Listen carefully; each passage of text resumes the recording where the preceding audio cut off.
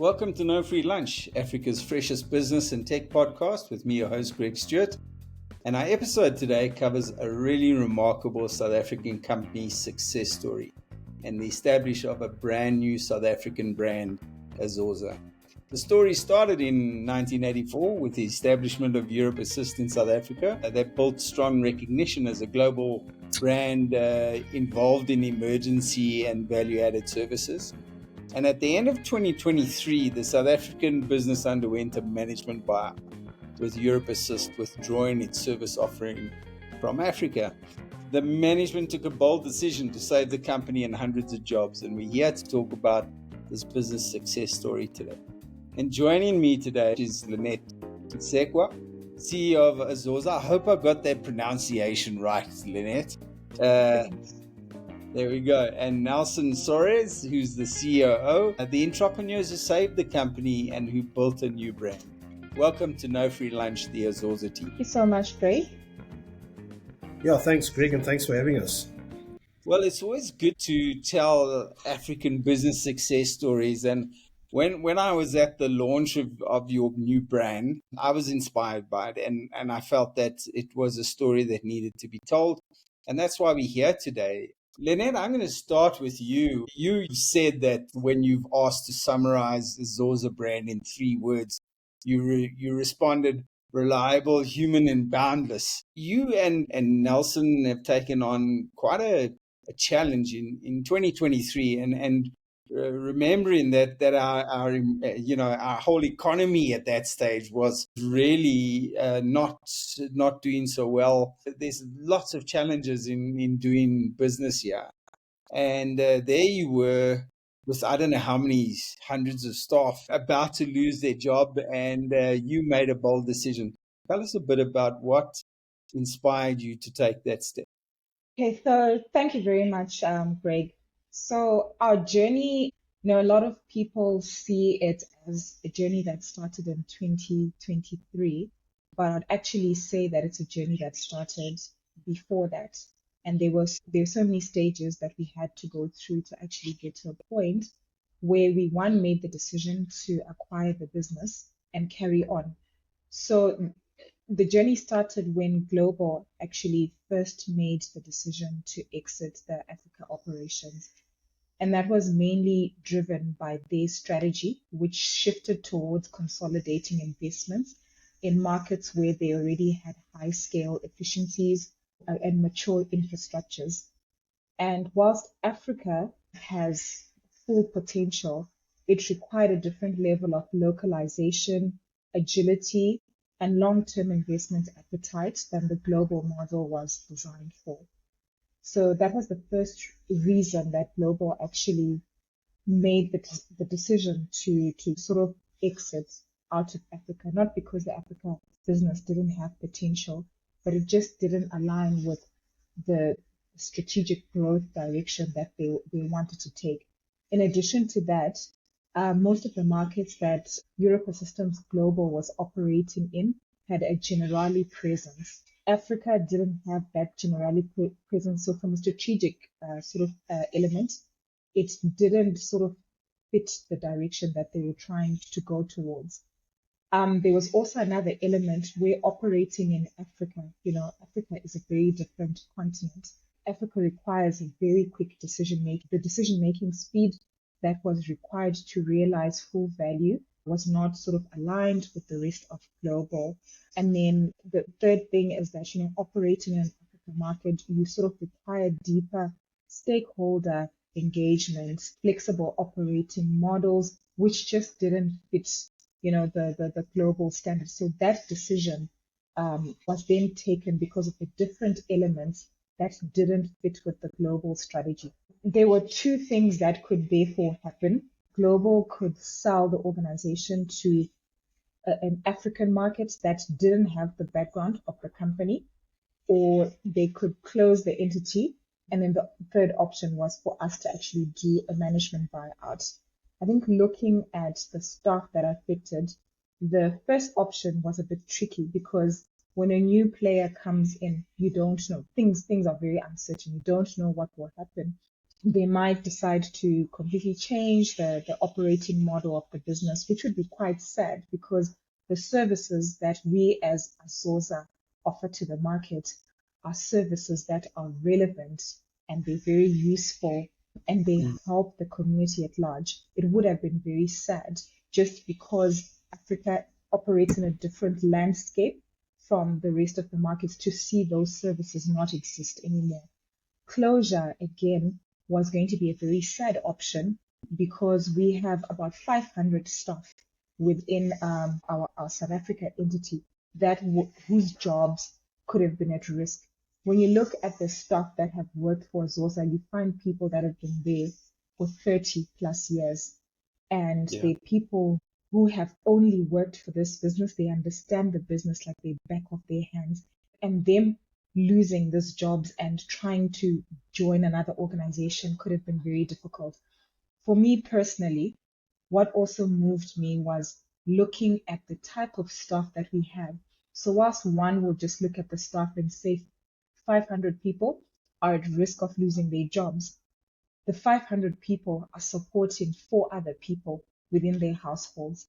So it's no longer just a case of 500 people losing their jobs, but it's 500 times 5, losing their livelihood.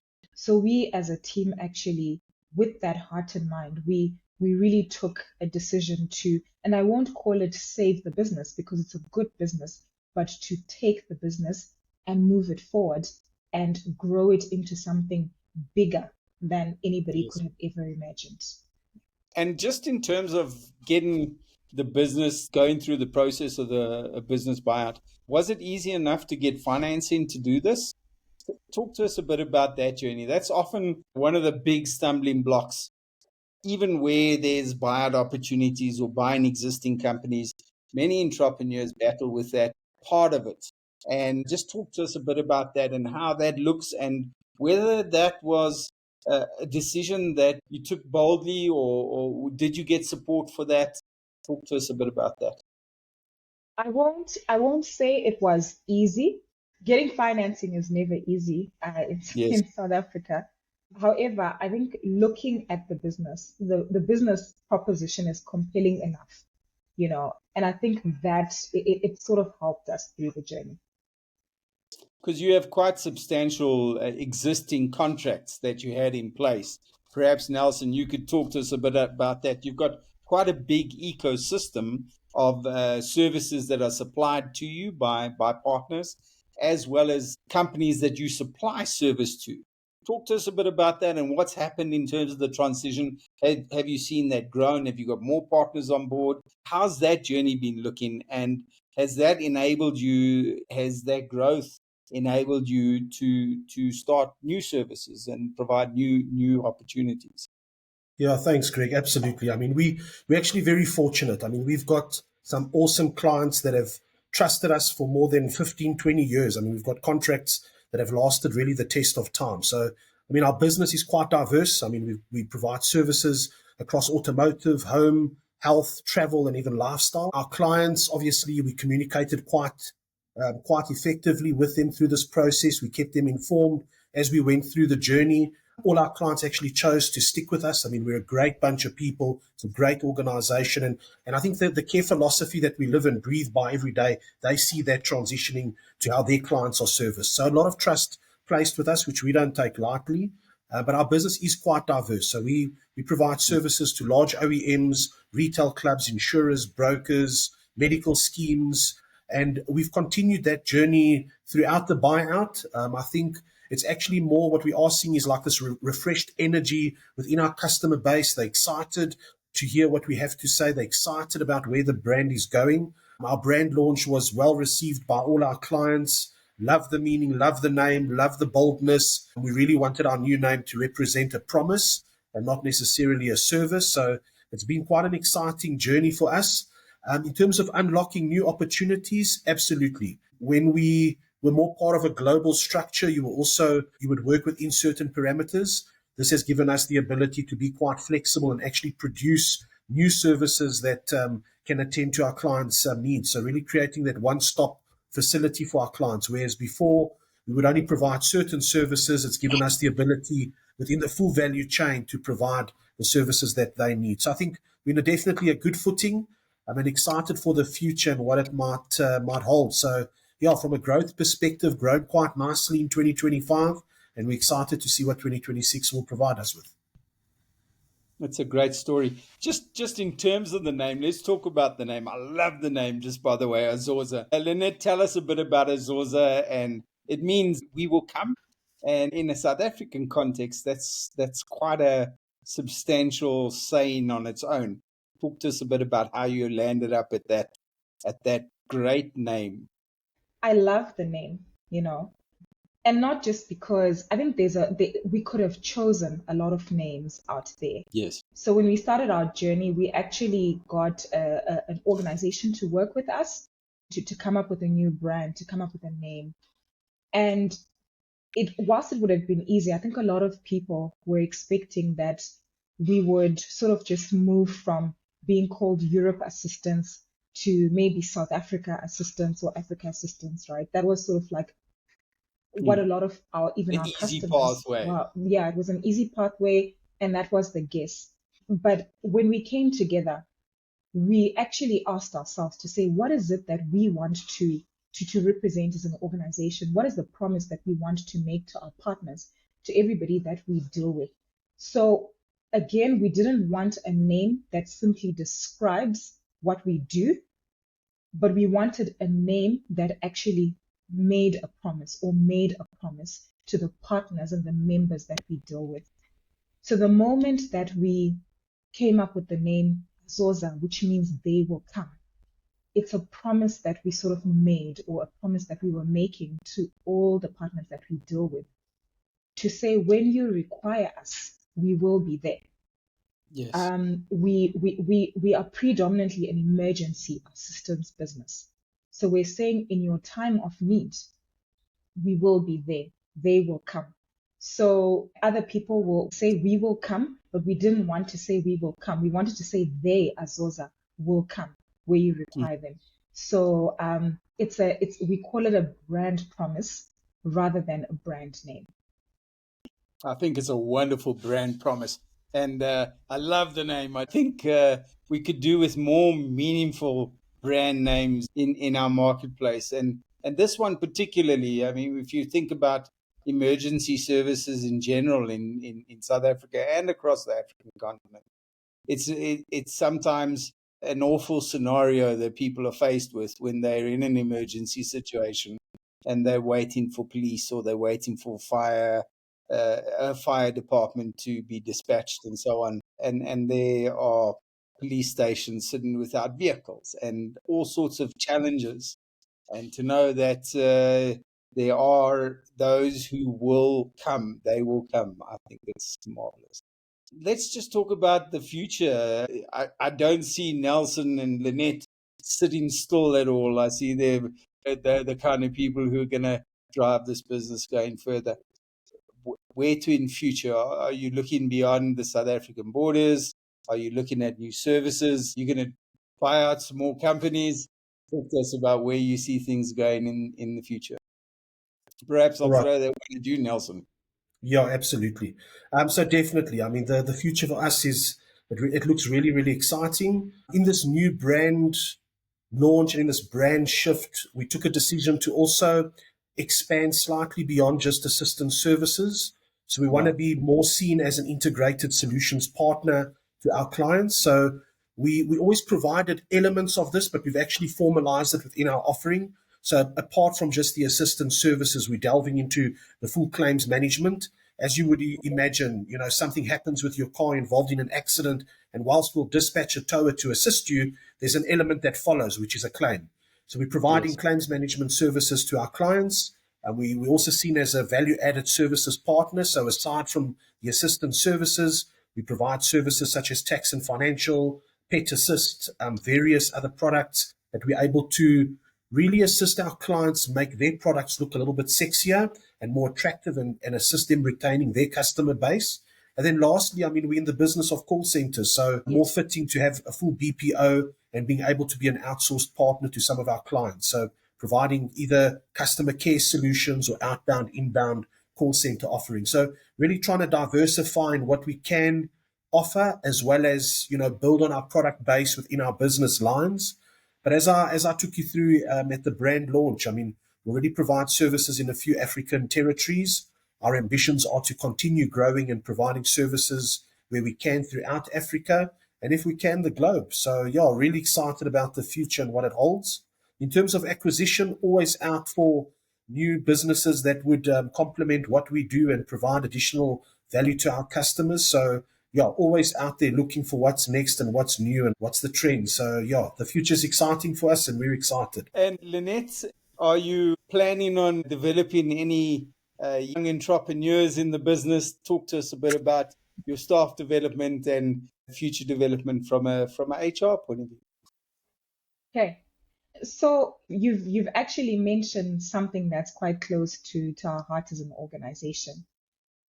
And the shift or the move from being part of the global organization to a local entity has actually sort of given us an opportunity to do certain things that we couldn't do locally. And like you've mentioned, the support of our staff as well as our service providers. So we've implemented an initiative. One of the key things that we've done is because we are a business that works with a number of service providers. And for majority of the services that we offer, you'll actually see that 80% of them are outsourced to other service providers. And because of that, we have tried to support entrepreneurs. We've tried to support businesses within South Africa to actually grow, start from small business to become big businesses where they actually become service providers to Europe Assistance. Previously, I think the requirements for you to be a service provider for the organization were quite stringent, some of them necessary and some of them not necessary. So we've actually gone through a process where we've streamlined the requirements for organizations to partner with us. And we focused on things that are quite necessary and are very pertinent for us to meet the requirements that we have for our members. And through that, we've actually seen that we've supported a lot of organizations to start from the ground, grow them, and become service provider.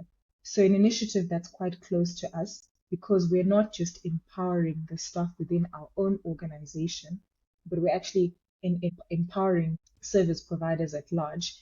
We also hold seminars, trainings with them, where we help them to get up to speed and actually become competitive and become big enough as our big service providers who've been in the industry for hundreds of years.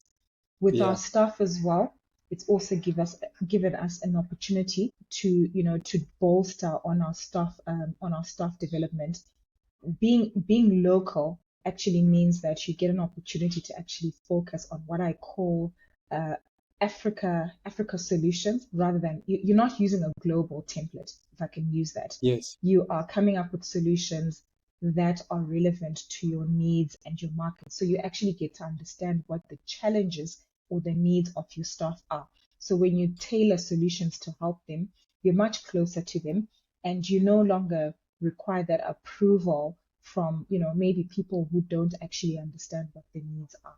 So this has really helped us, and we're hoping to grow a lot more entrepreneurs in South Africa. We also had to learn, as a team.